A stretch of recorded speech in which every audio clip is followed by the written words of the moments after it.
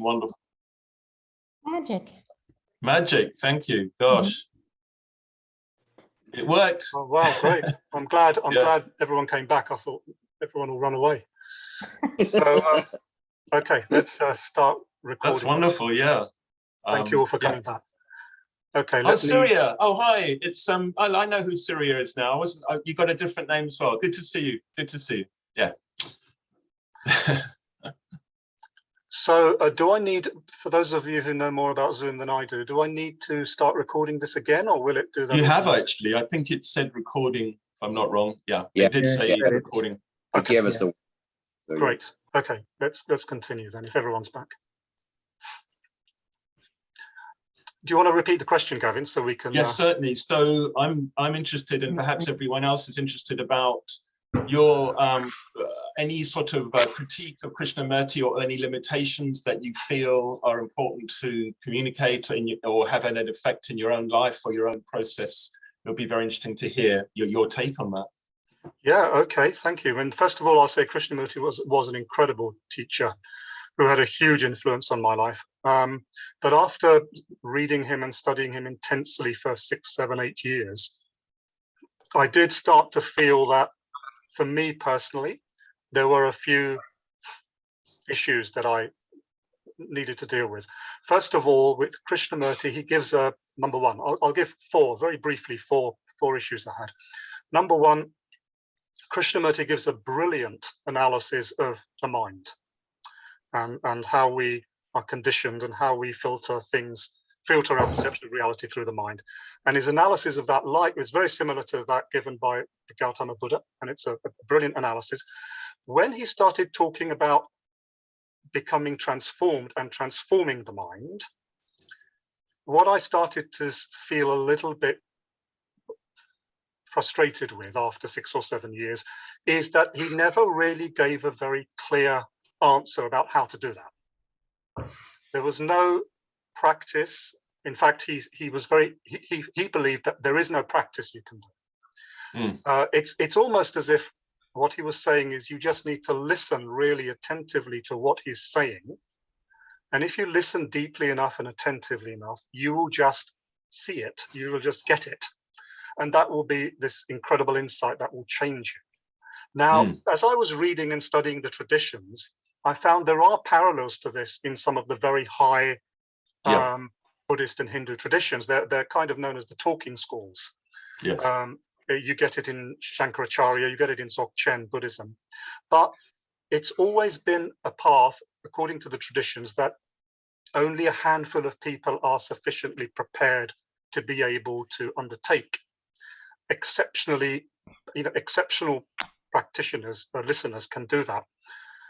99% of people, they're not going to already have that spiritual maturity to be able to get that insight just from self-observation and listening to a teacher. They actually need more systematic long-term practices to actually bring about that transformation in a more slow developmental way rather than this sudden instant transformation. And as I was studying the traditions, I started to see, well, instead of just rejecting all the traditions and rejecting practices, maybe there's something of value in the traditions, that these are tried and tested practices that have produced allegedly hundreds of awakened people over the last thousands of years. And many of them seem to have come to similar realizations that Krishnamurti was talking about in the end anyway. So I started to feel I couldn't just reject the traditions and reject practices as easily as Krishnamurti was suggesting. Very interesting. Yeah. Number two, I started to wonder what Krishnamurti actually meant when he said you've got to find out the truth for yourself. And I heard one questioner asking Krishnamurti a question, and the question that he asked was, if I go away and find out the truth for myself, and I come to a different conclusion about the truth than the conclusion you've come to, is that okay? And Krishnamurti rather typically kind of dodged the question. And he essentially, what he seemed to be saying was that that's not okay, because there is only this one true direct perception of truth that is there for somebody who will see reality clearly. So that I found that a little bit difficult, because what it sounded to me like Krishnamurti was saying is that you've got to find out Krishnamurti's truth for yourself. And maybe that doesn't allow for different people to have different truths, for different people to be on different paths, to see things differently.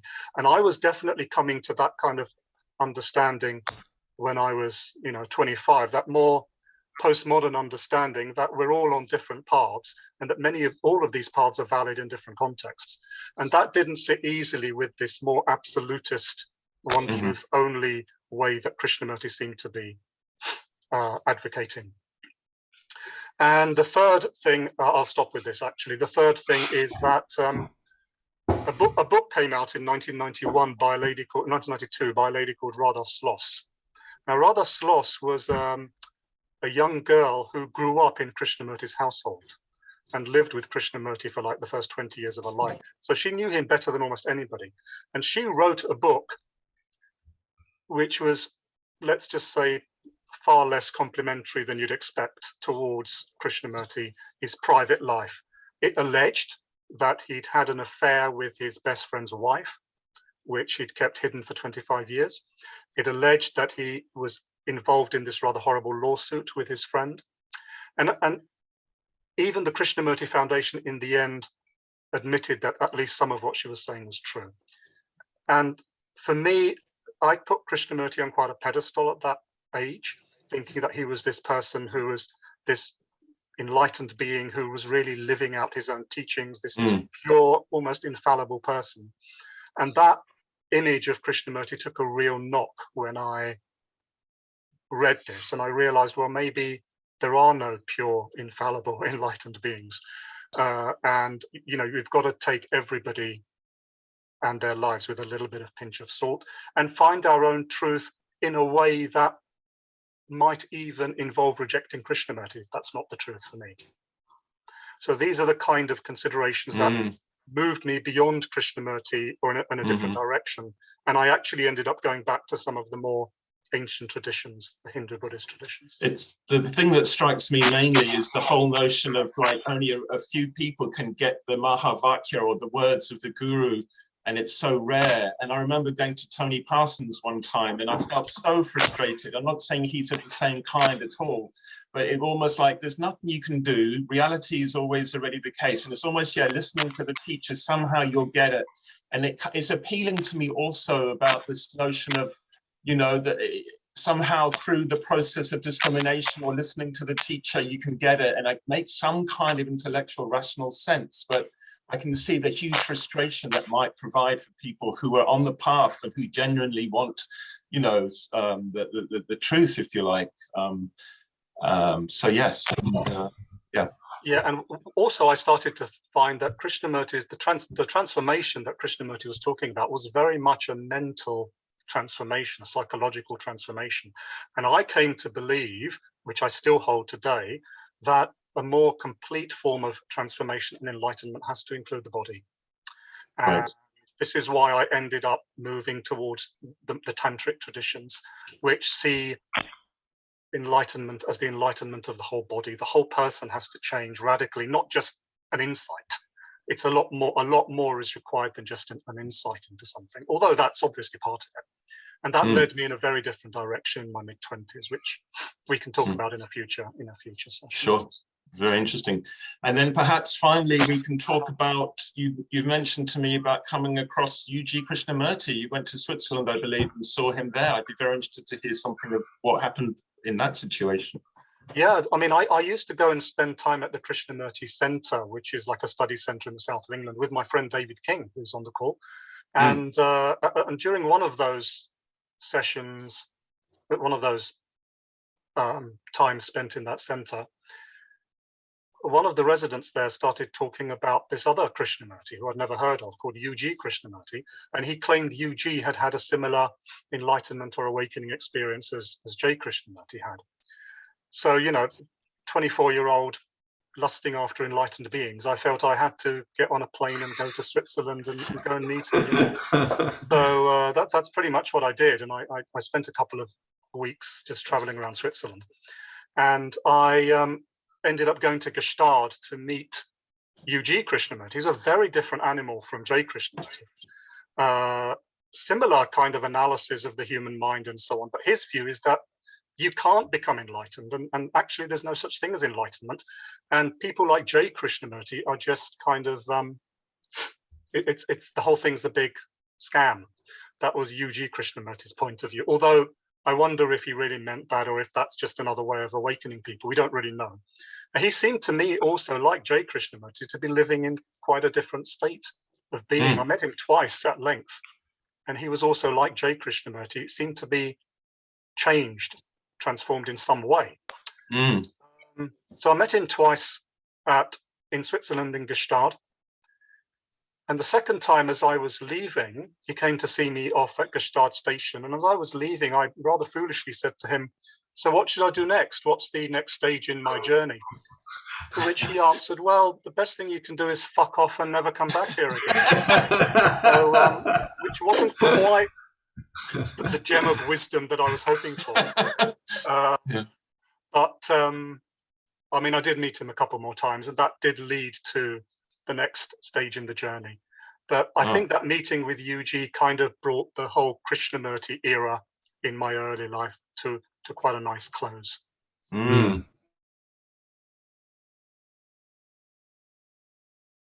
Learning from you and being introduced to Krishnamurti, and I just feel moved to find out, because he's so influential and he does appeal to me. So I'm definitely going to be finding more about it. And I'm starting to watch the David Bohm Infinite Potential documentary as well, which also looks very interesting. So yeah, thank you very much for what you've been saying now and other times.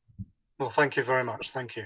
It's a real pleasure, and I would love to hear from anyone who's got any comments or questions. You know, we can just throw this open and see where it goes. Can I unashamedly throw myself in there, because it's been so interesting thinking again about Krishnamurti. Nish had introduced Krishnamurti to me about 34 years ago. No, that's not true. No, we met at the Krishnamurti Center, but he really opened it up for me. I'd been reading him beforehand. And I think I had similar ideas of, here's somebody who has just had such pristine awareness, and it was very attractive. And then reading his biographies, and particularly the Radha Schloss book and so on, started filling out a more human picture. And I think a lot of the discussions we've had, which kind of contextualize Krishnamurti, have kind of made him again a sort of admirable, benign kind of character, really, because I think that his insight was true. I think he had a fundamental insight. The observer is the observed. The mind is not thought. I think he had this ineffable union with nature whenever he just allowed it in. And yet I think he was kind of naive in a way, and biographically that's understandable, given that he was so influenced by Western intellectuals who all flocked to discuss with him. And looking back, I realized that all his dialogue, all this really clever dialogue, perhaps except David Bohm, who really just kept him on the spot, had the same method, because what he would do is slowly unfold any issue or subject that a person had and slowly unpicked it to lay bare the underlying thoughts and ideas, and then just reveal the kind of emptiness of those ideas and the fact that we're not identified with them, and we shouldn't let them have their own power, really. But he went with that method, but he didn't actually offer any truth as such.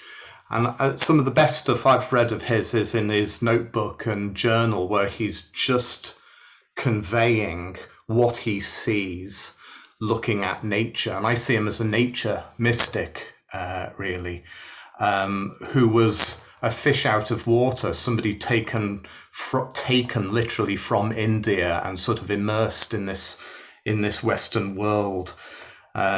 But I still love the first person accounts that he gives. But I spent hours and hours and hours and hours and hours pushing myself to understand the insight.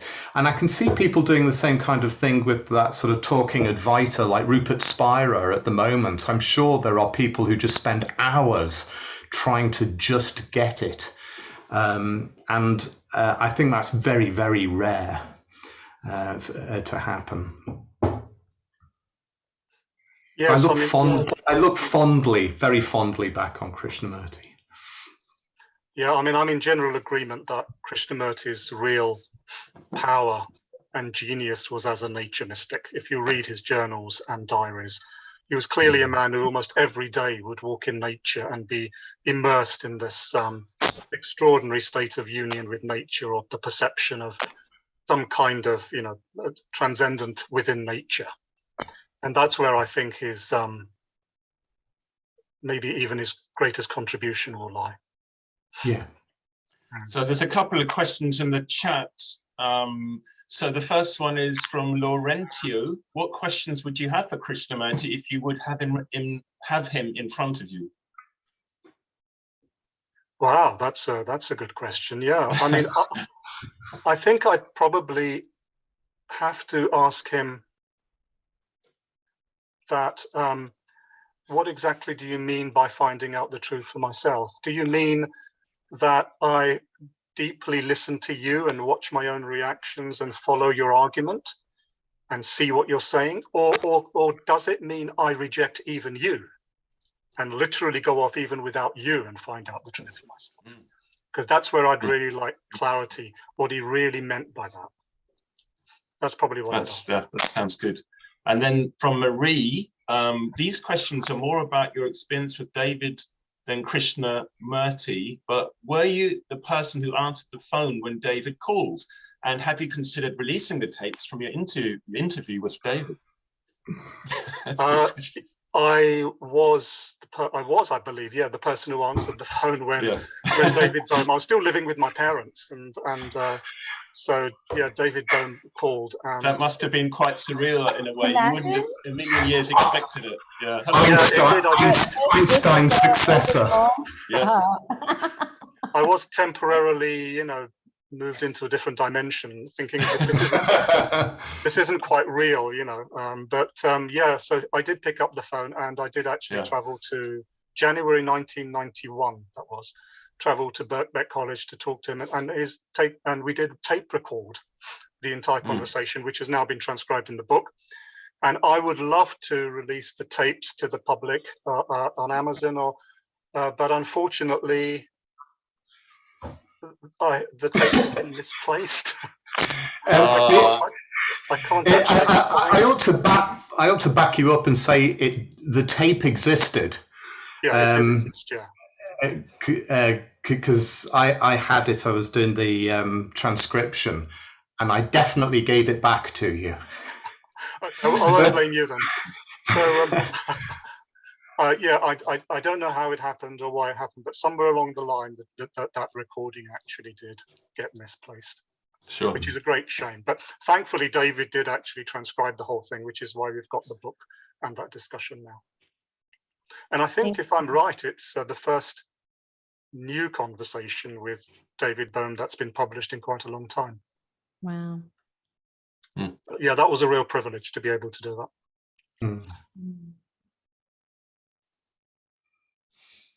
Yes, I was just reading a bit about David Bohm. I believe he suffered from depression quite severely, and ended up in, getting ECT and what have you. And he was like 72, I believe, when he passed. So yeah, just finding out about.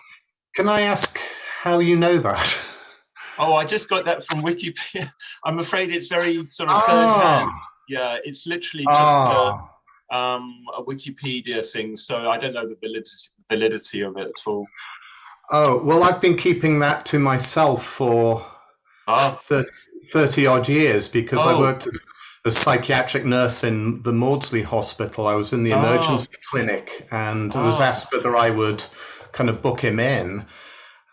because there wasn't anything happening in the clinic at the front of the hospital. And then when I learned who it was, I said, no, I can't do that. Wow. I sort of passed on that. I just thought I couldn't do that.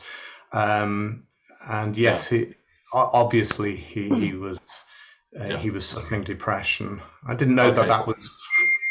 No, I saw that online. So I didn't know it wasn't common knowledge. Yeah, it might be worth mentioning here that Bohm and Krishnamurti had a bit of a falling out as well near the end of Bohm's life, which is very sad. Yeah, I mean, they had all these amazing dialogues and conversations together, but what I've read and also heard from someone who was there at the time is that Krishnamurti could at times be quite stern with the people he was talking to. And apparently at one point he was quite stern with David Bohm and said to him something like, I've been talking to you for 10, 15, 20 years. How come you haven't really got any of this yet? And he was very, very, got it intellectually, but why aren't you actually transformed? He said to David Bohm. And apparently he, again, this is just what I've read and heard, he said it in quite a stern way in front of an audience, and David Bohm felt quite hurt and humiliated by that. Oh. And that really marked the beginning of the end of their relationship. Gosh, that's a real shame to hear. It's such a shame because I think did he say to you that he had been weighing up whether to just abandon the physics and simply follow the pathless land, really, after Krishnamurti? Yeah, I mean, I think he took said it that very seriously. He took it very seriously. He said that to Krishnamurti. I think he asked Krishnamurti that, should I just give up physics because I don't see any real point in it, and just maybe move to Brockwood Park School and just follow this. But I think Krishnamurti dissuaded him from doing that for various reasons. And also, I think the revelations in that book by Radha Sloss about Krishnamurti's private life apparently also had quite a negative effect, I've read, on David Bohm. And in one book, it said David Bohm said he felt betrayed when he read those revelations. So I think he really did look to Krishnamurti almost like a guru figure, and that was he was disillusioned quite a bit with that. Irene has written a brief comment. Krishnamurti may have gotten into a messiah complex after all the years of adulation. I think that's a brilliant point. I think that, in fact, I think that even though Krishnamurti did dissolve that part of the Theosophical Society that was bringing him up to be the world teacher, I think he never really stopped thinking of himself as the world teacher. And the evidence for that is when he was dying, apparently, and the eyewitness accounts are that he did actually make statements that would hint that that is how he thought about himself. He said things like, you won't see another intelligence in a body like this for another 500 years. And he kept referring to the powers that be, that have been looking after his life. But isn't it almost universal that when you get a spiritual figure and political figures who spend decades surrounded by people who think that they're special and hang on their every word and assume that they are right about everything, you just lose your social mirror, don't you? Nobody is telling you, oh, come on. You lose a sense of irony and self-reflection and so on, and it's not that surprising. It happens so often. And I think as I moved into my mid-20s, this is what I started to realize, that actually these so-called awakened or enlightened teachers, and obviously they are awakened in some way, I'm not doubting that, are also very human. They also have the same human failings that the rest of us have, and in many ways. And that it's probably a mistake to think of these teachers as perfect beings, because they're far from that. And I think part of the journey is to realize that. To realize you're just dealing with the Osho Osho documentary, which I completely recommend if you haven't seen it yet. It's an incredible insight how badly wrong things can go when there's that blind faith and the teacher's not, fully realized, you could say, in any true sense. So, so Myrene, the what documentary? What's it called now? It's escaped my mind for a second, but maybe someone can help me with that. I can't remember the name, but it's on Netflix. I'll get the name and message you, Marie or Myrene. Who asked the question? Myrene, yeah. Myrene, I'll message you. It's on Netflix. It's a 6-part. It's like a series. It's completely fascinating. Yeah, really. I think I've already seen it. Yeah. The Osho one. Yeah. Yeah. Syria, what did you say? I think you were trying to say. No, something. I said that documentary is painted in quite a Pacific bad way. If you were to actually study Osho's teachings and different things with that, I think it's kind of put out like that, really, to be honest. Okay, yeah, that's interesting. Yeah, I mean, it's on net. If you look at the biographies, the various biographies on Krishnamurti, his shadow is quite clear. The things that I think that he was suppressing or repressing. Yeah.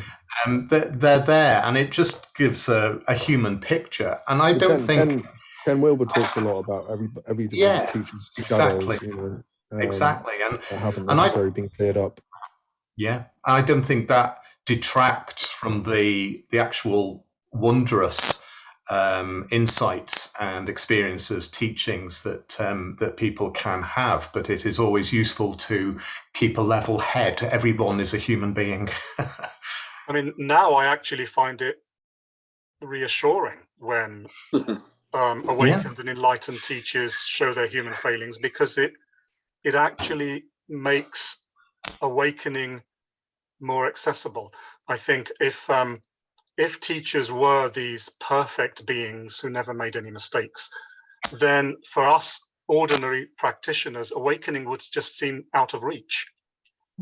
Whereas I think just seeing that these great teachers are also very human, like us, makes awakening and spiritual progress, if you like, it seems more accessible to us, because we're also just flawed human beings, and we don't need to necessarily get rid of all of our flaws in order to awaken. Yeah.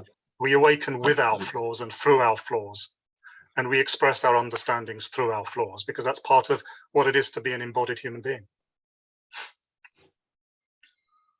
Absolutely. So I'm not sure how much time we've got. There's no marker saying, but it's a fascinating conversation. And if anyone else wants to say something who hasn't spoken, it'd be wonderful to hear your contribution.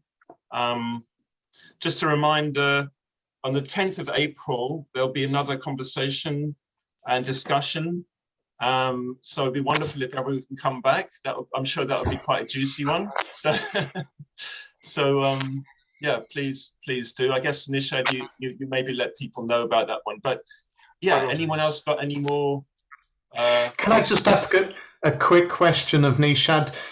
Do you think that Krishnamurti understood David Bohm, and do you think that David Bohm understood Krishnamurti? I mean, I don't think Krishnamurti understood David Bohm's physics, certainly. I think he followed David Bohm in the discussions that they had. I think he had some idea of what David Bohm was talking about. David Bohm, yes, I think David Bohm probably had a clearer understanding of Krishnamurti than probably most people that I've seen discussing with Krishnamurti. If we speculate that Krishnamurti was a mystic and David Bohm wasn't, then obviously there will be some limitations to David Bohm's understanding in that sense. He will be understanding it in a rational scientific framework. But I would see that as not as a deficiency on David Bohm's part, but as a necessary complement to Krishnamurti's more insight-based communication. So I think they complemented each other very well. But at the end of the day, no, I mean, I think there was going to be some limit to how much they can understand each other. simply... Some interesting comments from Marie. Thank you, Marie. So the first part, what modern day like teachers or physicists are on your radar today? And then Marie says, I tend to think David was more of a mystic than Krishnamurti, if there's any point to that. Anyway, yeah. I mean, it's difficult using, I'll answer Marie's question first and then go back to the previous one. I think it's very difficult using words like mystic because I think there are many different ways to be a mystic. And I think David Bohm clearly had mystical insights of his own. Otherwise, he simply wouldn't be speaking in the way that he was and developing the kind of model of the implicate order that he did. So in that sense, yes, I think he was certainly moving in that direction because he did have these extraordinary insights that went against the grain of where physics was generally going in the mainstream. And he had the integrity to stick with that, even if it cost him his physics career to a large degree. As for the previous question, was the previous question, are there... So what modern day, like today, teachers or physicists are on your radar? Oh, that's a good question. I have to admit, I'm not following current day teachers and mystics that thoroughly, like I maybe would have done 20 or 30 years ago. But the teachers I do quite enjoy listening to are Eckhart Tolle, who teaches a message that's not very different to Krishnamurti's, a kind of mixture of Krishnamurti and certain aspects of Hinduism. I enjoy listening to Adyashanti, who's another teacher who came out of the Zen tradition, who I think has some very interesting insights. David Spiro, I think, is he's like a Kundalini Shakti teacher who I think has some great insights. Aisha Salem, who's a female mystic who has some extraordinary insights, I think. Who else? Yeah, those are the ones that immediately come to mind. These are the ones that you're not really following that much, but... That's right, yeah. But that's a good question. I'll think about that a bit more for next time. But yeah, I'd say those are the four that I've probably followed a little bit. Yeah. Thank you. Of course, Sanyal Bonder's the other one. The whole I don't know if any of you have heard of Sanyal Bonder and the Waking Down school. I've got a lot of inspiration from that, and I can talk about that more next time because next time we're planning to talk about Adidar, who's a much more controversial teacher than Krishnamurti, and Sanyal Bonder and the Waking Down school came out of the Adidar. He was a student, up to the 90s, I think. That's right. Yeah. So we have 7 minutes left. And Surya, you've held up a book, which I'm curious about what that was, because I've got no idea. It's Krishnamurti's notebook. Ah, okay. Oh, yes, excellent. Yeah. And I actually do have a kind of observation about that. I read that book many years ago now, but Krishnamurti often refers to this otherness in the room, which kind of reminds me that it's his kind of take on that is there's a kind of duality to that. He does, I don't know if I'm right on this, he does talk about merging with this otherness. But yeah, just in the words of this otherness, that creates a duality for me. So that was my observation on that. Which you get in nature mysticism. There is a duality, I think, in that nature mystical awareness, and it can go from. He's not talking about nature necessarily. He is talking about this presence. This presence that fills the room. Yeah, he talks about the otherness was here today again. Yes. And it's this very. It really overwhelms him. I think it did. We often talked about the enlightenment of the whole body. I think he found it quite hard to maybe conduct the energy. But yeah, so he does refer to it as this otherness, which for me always implied a duality there. Which I've noticed, I've observed. Yeah, I agree. There is mostly this duality between this otherness and what he called the otherness and Krishnamurti. It's like there was this other energy or power that was informing him and guiding his life, speaking through him. But he never spoke very clearly that he is that other in the radically non-dual way that some other teachers might express. So it implied a duality there, definitely. Just briefly, we've got 4 minutes, and I just want to mention Jay's written a nice piece here. Hi, Nish, there is a book called Uncommon Dialogue, in which the reason David Bohm and Kay Krishnamurti fell out is because a series of talks they did in the early years was not going to be published because it made Krishnamurti look bad and David better. Also, his method was to be able to see as part of the Sheldrake interviews, to give your problem trauma space. But this didn't really work for everyone. He still rejected methods. Worth reading Uncommon Dialogue by Raymond Moody.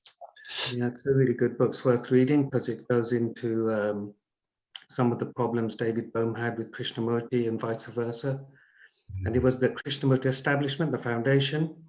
They didn't really want to publish those talks, those initial talks, because it made David Bohm look much better, because he was almost guiding the conversation. And then David Bohm felt really bad about that. I think that was one of the big reasons. Who was the author on that book? Raymond Moody, I think. Oh, yes. Okay. I actually found it in the Krishnamurti Center, but I've gone back recently. They've removed that book. Interesting. Yeah, this was one of the problems I started to have with Krishnamurti, that he talks about rejecting all authorities. And yet the whole center and foundation was clearly set up in such a way that he was the authority figure there in everything but name. And that for me was a very subtle contradiction, I think, in that way it was all done and set up. Gavin and Nish, I just want to say thank you for setting up this space and for sharing this conversation with the group. It's been very interesting. Oh, thank you for saying that. It's wonderful to put it on. Yeah, thank you very much. And we hope we'll see you all next time. We'll set up a meeting we're thinking the 10th of April. And we'll be talking, I think, about iddu, who's a very different teacher from Krishnamurti, the other end of the spectrum. So that should be interesting. Yeah, it'll be very interesting to have a chat about. Transmission. Yes, thank you both. Oh, thank you, Wendy. Very interesting. Yeah, no, it's been wonderful. Wendy, Laurentiu. Wendy, you've got an interesting picture there. I'm not sure what it is. Something, a Dalek? No, I don't know what it is. Darth Vader. Darth Vader. Darth Vader, I mean, not a Dalek. Darth Vader, yeah.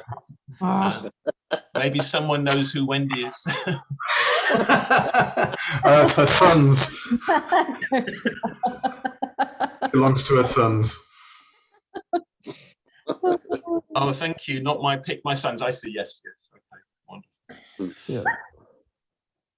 So, well, thank you so much for this really interesting conversation. And I hope you have what is it today? Well, a good rest of your evening. And we have got another minute before we have to say goodbye. Yeah, thank you all very much for coming. This has been this has been fun and very interesting, and hope to see you all next time. Yes. Thank you. Thanks again. Yeah. Thanks, Gavin. Thank you so much, David and everyone, Jay, Michael. Yeah, it's been very interesting to do this and to learn more. Daphne says bye. Oh, doggy. Oh, Daphne. Bye. Bye. Bye, Daphne. Bye, Daphne. Bye, Daphne. Cheers. Bye. Oh. We got less than a minute, so see you, David. Thanks a lot. See you, Michael. See you all. Bye. Bye. Bye. Thanks, Surya, for coming on. Yeah, no worries. Yeah. Yeah, I was going to say there right near the end, Dr. Joe Dispenza reminds me of a kind of modern day David Bohm. And thank you, Martin, for coming on as well. Where are you speaking, or where are you, Martin? Like, what part of the world? United States. Okay, yeah, cool. Yeah. Cool. I invited him along. Yeah, we're friends. We've been chatting even earlier this morning. Oh, wonderful.